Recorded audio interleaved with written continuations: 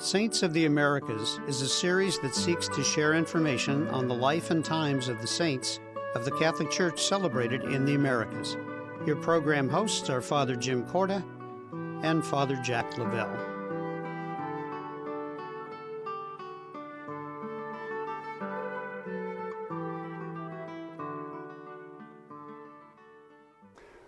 Hello and welcome to our show. Now we're going to talk about Father Samuel Mazzuchelli.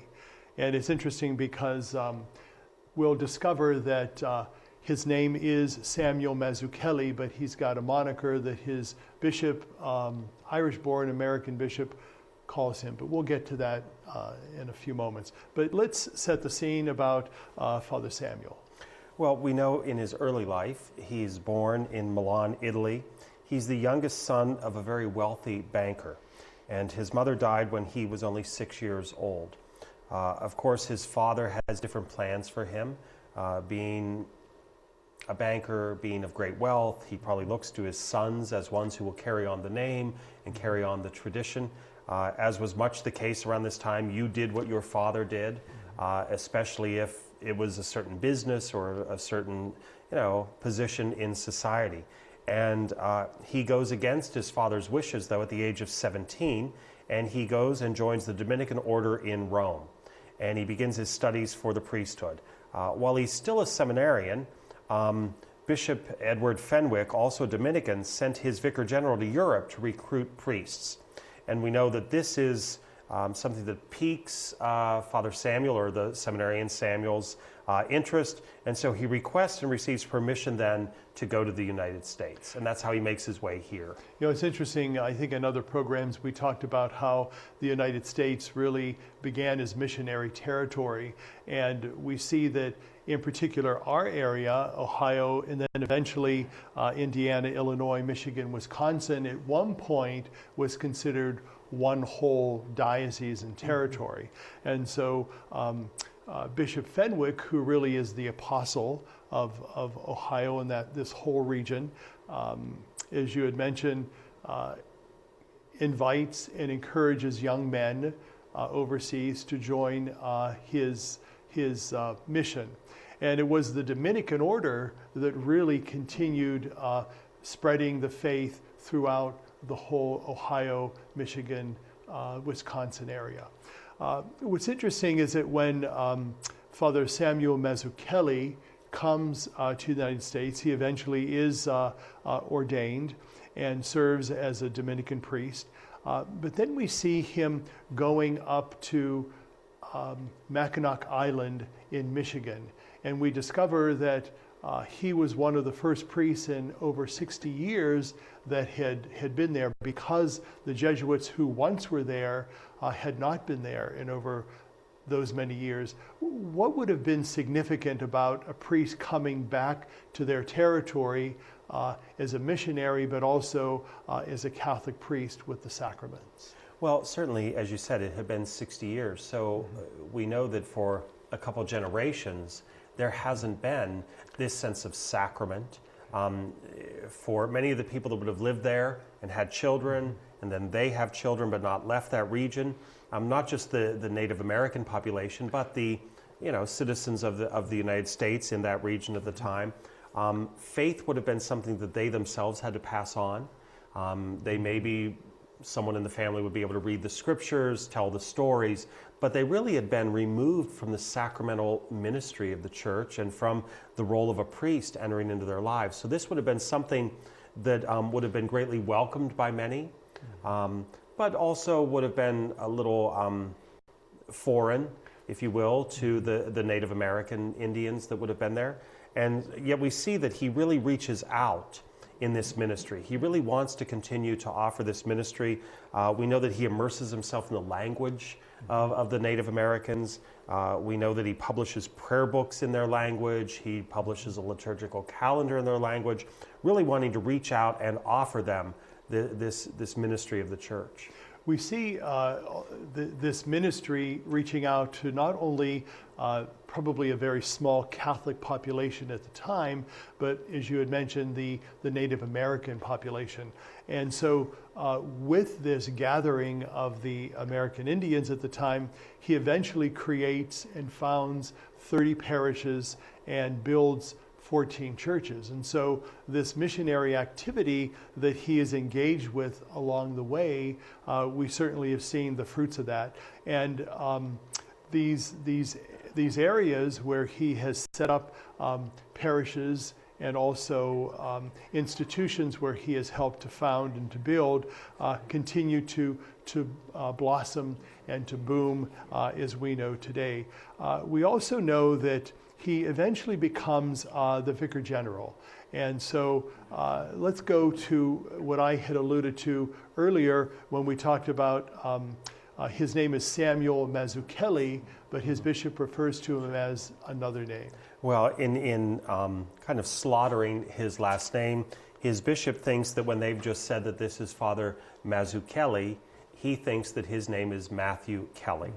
And so this very Italian name from Milan becomes a rather Irish name to his bishop, who appoints him. And even in his letter of appointment, he is appointed the Vicar General as Father Matthew Kelly. And it's interesting, as we do hear more about him, we understand that at one point Father Samuel does move back to Milan to visit his family. He's very ill at the time, but then he finds his way back to the United States, and he continues this missionary journey as a Dominican. And we discover that along the way he continues to build churches, to endow facilities in order to carry on the mission and the life of the Catholic Church. Throughout his ministry, he also has been an advocate to the Native Americans, and that's perhaps one of the reasons why he is being elevated to this road of being a saint. Tell us briefly about, towards the end of his life, what happens. Well, we know that he spends the last 15 years of his ministry in Benton, Wisconsin, where he served as pastor of a parish. Prior to that, one of the last things that he helps to establish and found is a community for Dominican sisters of the Most Holy Rosary. But he really does spend the last 15 years of his life involved in the ministry and the mission of being a pastor. So much so that we know that one of the things that happens in 1864 is he is traveling to anoint 2 dying parishioners. He himself catches cold, contracts pneumonia, and dies the evening after having anointed those 2 parishioners. But to the very end of his ministry, reaching out and serving God's people in need. Well, we certainly lift up Father Samuel Mazzuchelli, Father Matthew Kelly, and at the age of 57, he enjoys eternal life and eternal rest with the Lord. Stay with us. We'll be right back. Available through St. Paul's Books and Gifts is a small treatise on peace of heart, both in book and audiobook form, by author Father Jacques Philippe, well-known preacher and retreatant from France. For more information on this item and many more, please visit the bookstore at 926 Boardman Canfield Road in Boardman, or call 330-953-2443, or visit their website at www.stpaulsusa.com. This book, Searching for and Maintaining Peace, is there to help you pursue peace of heart as a pure gift of God. Again, that phone number is 330-953-2443, or visit their website at www.stpaulsusa.com.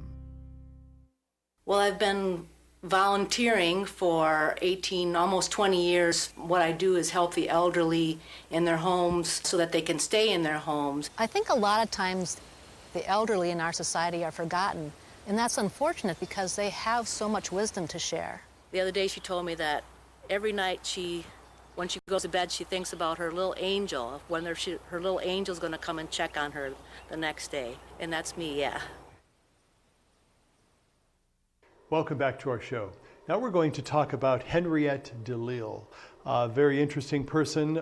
We know that she's the first U.S.-born African-American whose cause for canonization has officially been undertaken. And so she has a very rich life. She only lives 50 years, but yet within this life, we see her servanthood, we see her desire to share the faith, and we see wonderful things happening at her hands. So let's talk a little bit about the beginnings of Henriette's life. Well, we know that she's born in New Orleans in 1812, so around the time of the War of 1812 here in the United States. We know that, as was the case for many in Louisiana and New Orleans area, she is known as what is called a free woman of color. And so there would have been individuals who were not slaves, who had either earned their freedom had been bought for them, and in certain parts of the country they were able to travel freely. Now, that wouldn't mean that they could go anywhere. If you would have gone into a state where slavery was legal, it didn't matter that you were a free person somewhere else. So that would have limited a lot of her travel. We know that her great-great-grandmother had been brought from Africa as a slave.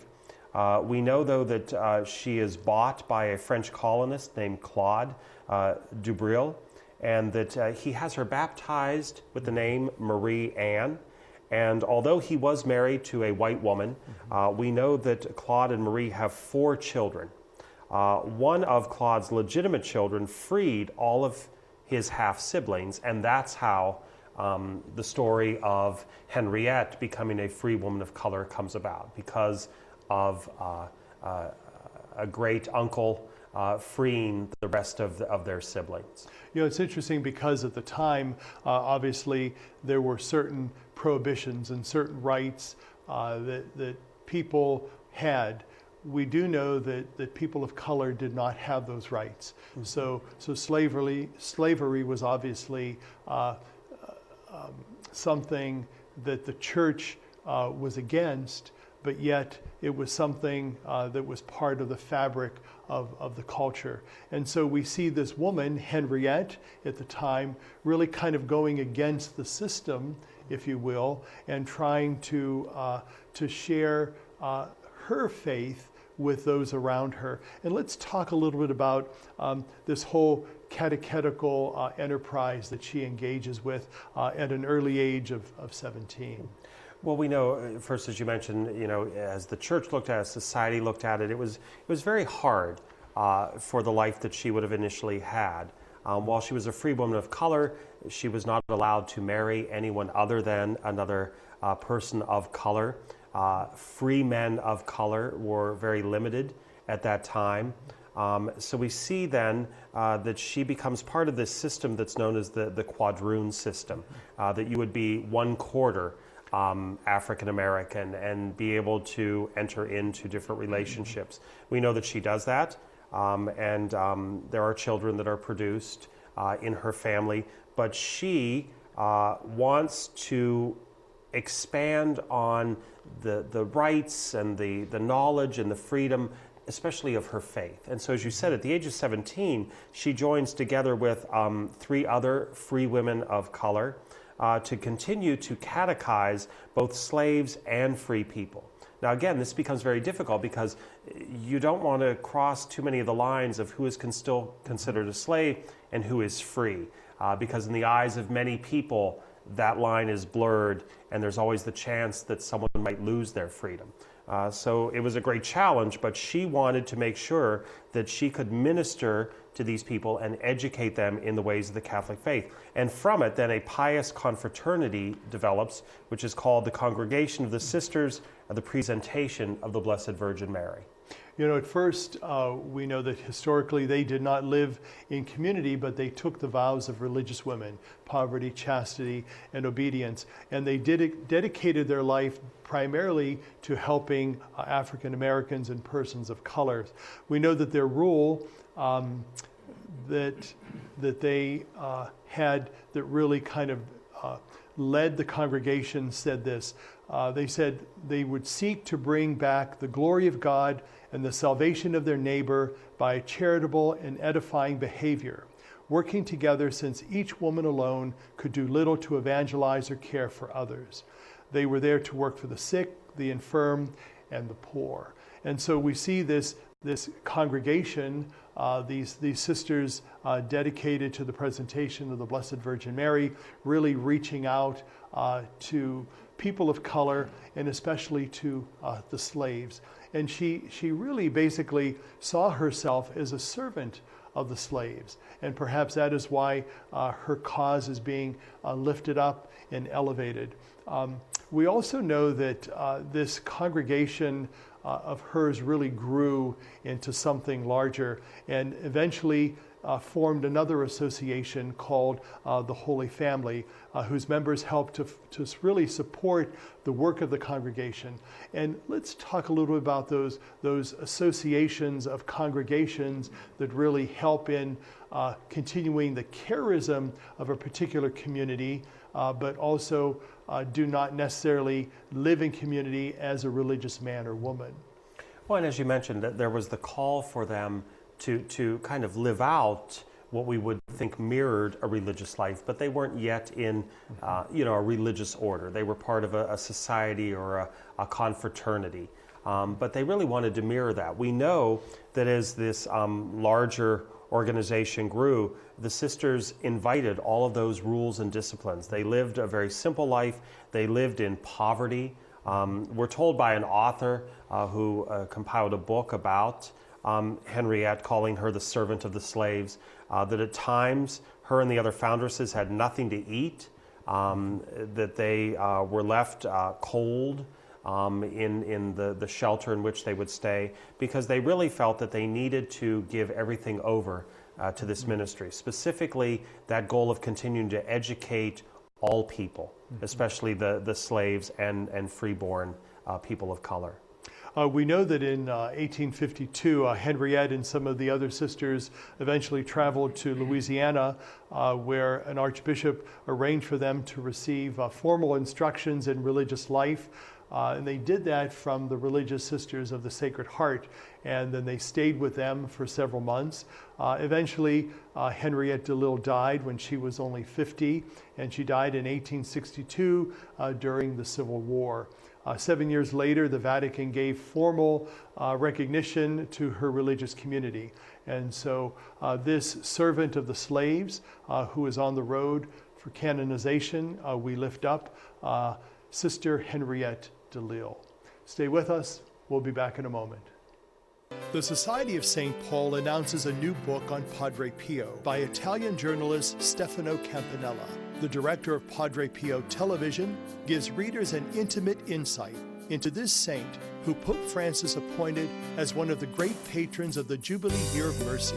This edition can be found at St. Paul's Books and Gifts at 926 Boardman Poland Road, located across from the Olive Garden restaurant. This book on Padre Pio talks about his time in the sacrament of confession with countless of Catholic pilgrims and as a contemplative saint whose life was blessed in countless ways. Visit St. Paul's Books and Gifts Monday through Saturday from 11 a.m. to 6:30 p.m. or call 330-953-2443 or email at stpaulsbookstore@gmail.com to learn more about Padre Pio and many other great saints of the Catholic Church. My name is Sister Mary Claudina, and I run a home for abandoned children. I want to take care of children who have no parents, because luckily I come from a very loving family. There are 8 of us. We learn to care for each other, to love each other, to fight among each other, just to be a family. And I think that's what I learned from home, and I wanted to share that with children who do not have that opportunity. 33 million Americans have descended into poverty. And as their futures fall, so does our nation's. Welcome back to our show. Now we're going to talk about Mary Lange. She has an interesting background. She lives a very long life. Let's begin by telling the folks that are with us something about where she is from. Well, she's from what is present-day Haiti. During her early life, she becomes a refugee from the revolution that's going on in Saint Dominique. now Haiti. She leaves there about 1812, and she's about 28 years old when this happens. She's able to make her way to Baltimore, then a haven for those that were escaping the Haitian Revolution and those who were also escaping the French Revolution. Both groups spoke French. And so we find that by arriving in Baltimore, Maryland, it's north enough from the southern states and from slavery, and so she's able to find some refuge there. And we also see the Sulpician Fathers, who were originally from France, who fled because of the French Revolution, found their way to Baltimore. And so there's kind of like a union between them. And so this congregation that's formed because of their being able to speak French and they're being Catholic, they were able to serve the Haitian community there. And they assigned a priest, Father Jacques Joubert, who was pastor of the Haitian refugees. And his family also escaped the French Revolution by moving to Haiti, and then eventually finds his way to the United States. It was in 1828 when Elizabeth, which was her original name, Elizabeth Clarice Lange, had been teaching black girls for 10 years. And then what exactly does Father Joubert tell her about her future? Well, as you said, she'd been doing this for 10 years. In 1818, she and another woman, Marie Ballas, she herself a refugee, they start to educate these young black girls. And so having done this for 10 years and being so dedicated to it, Father Joubert suggests that they start a religious community of black women who might also then minister in educating other black girls and black women. So what is so hallmark about that is that it would no longer be a group of white sisters or white fathers educating to these impoverished people, but it would be people of their own race. And we see this very similar in people that have come from Poland or from Germany or from France to educate their own immigrant population. This would be these black women taking this cause on. And they basically formed this congregation called the Oblate Sisters of Providence. And Elizabeth took the religious name of Mary, and she became eventually the first superior, and she was called Mother Mary, not only then at her election, but throughout the rest of her life. With the help of these four women, Father Joubert helps them to write the Constitution and the rules of this new community, and then eventually they are proposed to the Vatican, and Pope Gregory XVI in 1831 makes this Oblate Sisters of Providence a community which is really the first community of religious women of African descent. Following that, this community experiences some very terrible things. They're not well received, they're not well liked because of prejudice and racism. So what is going on at the time? Well, even though they were able to find haven in Baltimore, that does not change the minds of many people. And sadly, even among many Catholics who, most Catholics would develop a deferential treatment to the priests and to the women religious. They would see in the sisters, and especially in the mother of a religious community, someone who we use the title superior, but who they would give, as I said, deference to. This is something that the Catholic population is not willing to do for these black sisters. They resent them even being sisters. They resent them being able to wear a nun's habit. There's physical abuse that's put upon them. They end up in extreme poverty.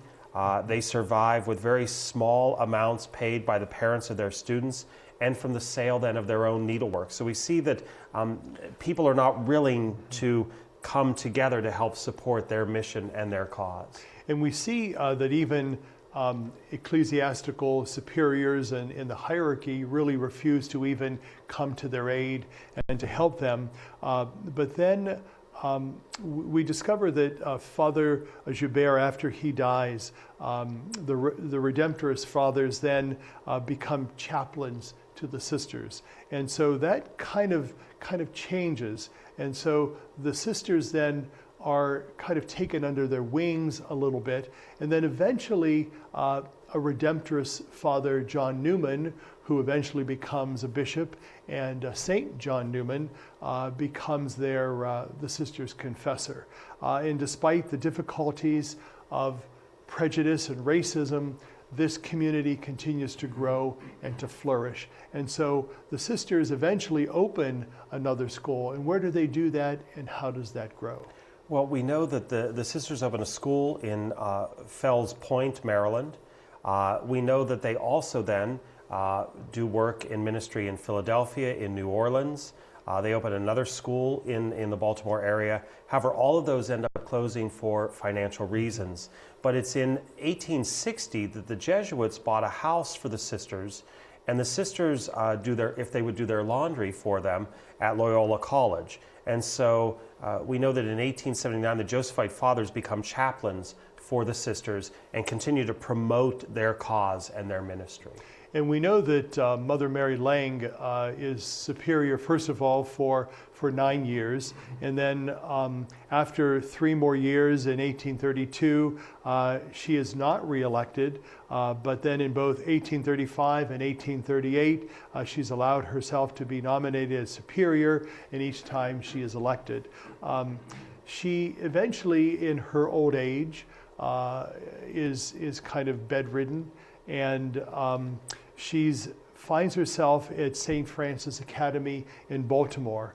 And except for celebrating Mass, she really doesn't have much contact with the outside community, except visits from her sisters in the religious order and some of her students. She dies there after receiving communion on February 3rd in 1882, and she was 98 years old. Just one closing word about Mother Mary Lange and this whole idea of prejudice. Well, as much as we'd like to say this was something, unfortunately, part of Mary Lange's time, we know that prejudice continues in our current society.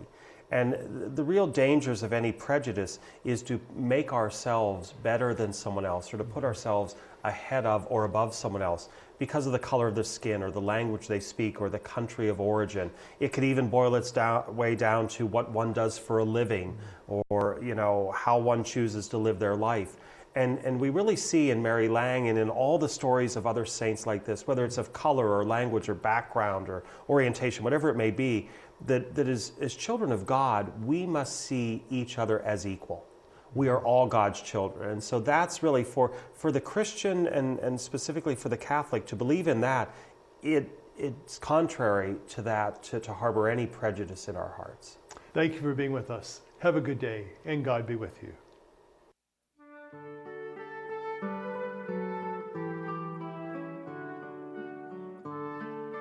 Saints of the Americas was a production of CTNY, the Catholic Television Network of Youngstown. Your program hosts were Father Jim Corda and Father Jack Lavelle.